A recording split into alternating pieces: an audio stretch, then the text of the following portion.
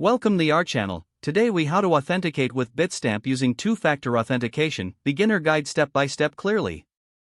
To authenticate with Bitstamp using two-factor authentication, first, open your web browser and go to the Bitstamp website. Log into your Bitstamp account with your username and password. Once you are logged in, navigate to the account settings page. Look for the section labeled two-factor authentication or 2FA. Click on the option to enable two-factor authentication. You will be prompted to download an authentication app if you haven't done so already. Recommended apps include Google Authenticator or Authy.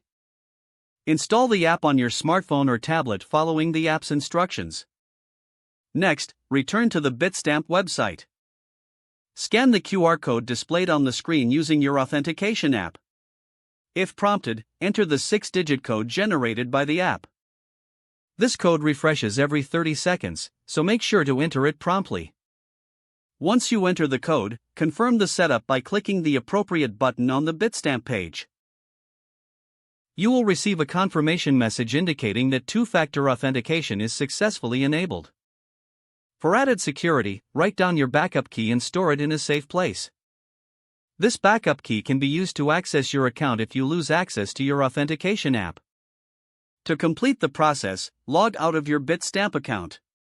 Then, try logging back in to test your two-factor authentication setup. After entering your username and password, you will be prompted for the authentication code. Open your app and enter the current 6-digit code to gain access to your account. Congratulations, you have successfully set up two-factor authentication with Bitstamp.